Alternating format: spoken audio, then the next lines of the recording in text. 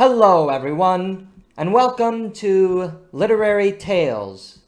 I'm your host, Paul Krause, and in this episode, we continue our classical conversation by turning to a great work which has been the focus of some of my academic work, a book that every educated Westerner and human being should read, Thucydides' The History of the Peloponnesian War. Thucydides and his famous work, The History of the Peloponnesian War, is often misunderstood. Many consider him the father of so-called objective history, or scientific history. This has never been the position of the philosophers, and at long last, that view of Thucydides is changing in history departments too. Thucydides was, as Leo Strauss said, a philosopher of the highest rank, a deeply intellectual person who worked out his philosophy in the pages of a so-called work of history. The owl takes flight only after the events have transpired. Given that Thucydides wrote a work concerning a famous war between Athens and Sparta, we might ask, from a philosophical perspective, what did Thucydides see as the cause of the war?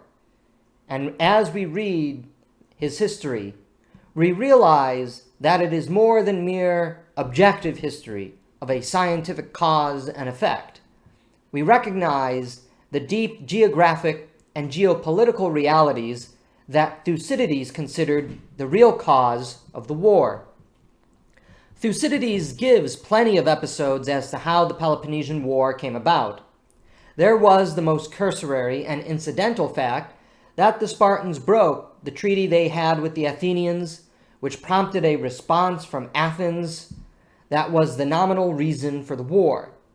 But Thucydides is a far deeper thinker than simple cause and effect, the cause that Sparta broke the treaty and the effect that Athens then declared war. There is also the case of Corcyra, the Corcyraean War of Independence against Corinth. Then there is the famous discourse of the representatives of Athens and Sparta at the close of Book 1. But scattered throughout the rest of the text, Thucydides also makes clear that Athens wanted the war with Sparta to consummate a universal empire that would encompass all Greece, Anatolia, Libya, Sicily, and even Carthage. But one of the more immediate causes of the war that become apparent to us as we read Thucydides was a geographic and geopolitical nature. Thucydides is, arguably, the first geopolitical theorist in Western history. This should not be surprising, given that he is situated in an exciting intellectual time in Athens. Philosophy as we know it was getting off the ground with various veterans of the war, i.e. Socrates. But the pre-Socratic world of philosophy that Thucydides would have been familiar with by simple account of his own intellectual prowess was a world dominated by elemental philosophy. Thales famously asserted that all was water, and Anaximenes that all was air. The Ionian metaphysicians were materialists. So too was Thucydides. This basic elemental or geographic metaphysic becomes visible throughout Thucydides' history. Athens was the great sea power. Sparta was the great land power. And the alliances forged between the Delian and Peloponnesian leagues followed this central axis of land and sea. Indeed, most of the allies of Sparta were land powers. The inverse was true for Athens. Most of her allies were the maritime powers of Greece. Greece was divided between maritime and continental polities, reflected in the competing alliances of the war. The first outbreak of violence leading to the broader war was between these two opposing geographical realities. Corcyra, although a Corinthian colony, was the second greatest maritime city-state in Greece. When the Corcyraean representatives implored Athens to side with them in their war for independence, they remarked, "The Hellenes have only 3 fleets that are worthy of mention, yours, ours, and that of the Corinthians. If now the Corinthians shall seize us first, and you thus let 2 of these fleets become united, you will have to fight on the sea against both us and the Peloponnesians at once. But if you accept us, you will be able to contend against them with your navy augmented by our own. And just prior to their exhortation of the beneficial sea alliances, the Corcyraeans, sensing the impulse of Athens' dream for a larger maritime empire, also noted that their city was, quote, favorably situated for a coasting voyage either to Italy or Sicily.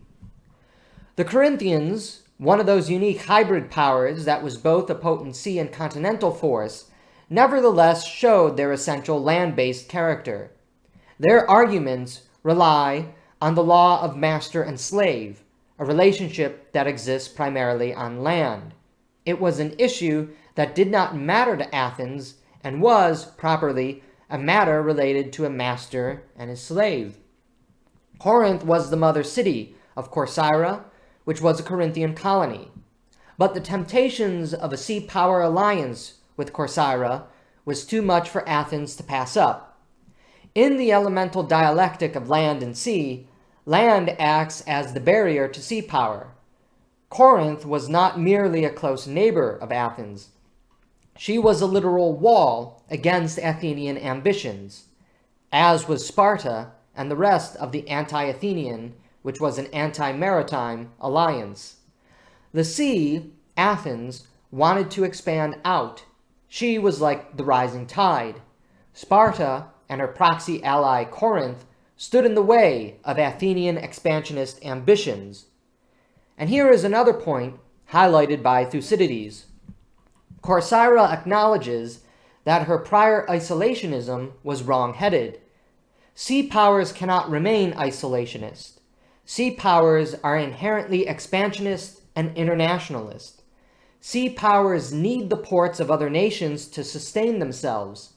In this way, Corcyra was more fully embracing her maritime nature by allying with Athens, which, in turn, served to benefit the great sea powers of Greece. For this reason, the war was set in motion. It was a confrontation of land and sea encroaching up against the walls that was the landed alliance led by Sparta. The speech by the Athenian representatives to the Spartans excessively emphasizes the maritime nature of Athens, especially in the context of the Persian Wars. Athens' dream of empire in Libya, Sicily, and even Carthage needed to be facilitated by maritime prowess and access. Even the infamous Million Dialogue, which we will cover in another episode, that case study in international realism, retains this geopolitical dynamic. Milos, an island sea power, was in the natural constitutional orbit of Athens and should, like other maritime powers of Greece, align with her. Millian irrationalism, or idealism, was predicated on their not embracing their maritime nature to its natural end, an alliance with Athens rather than the continental power of Sparta. A careful reading of Thucydides reveals this geopolitical dynamic at work. As the war moves into motion, we realize that it was the temptation of a sea alliance with Corcyra that brought Athens into a war which triggered the Spartans to break their treaty with Athens, which then caused Athens to declare war on Sparta and bring the entire Greek world into a devastating 30-year conflict. And it is, from Thucydides' perspective, the real cause of the war. This geographical and geopolitical reality, more than any breaking of alliances and declarations of war and the movement of armies, was what set the war in motion. In our next episode, we will continue with this geopolitical and geographic dynamic by looking at geopolitics in the Million Dialogue.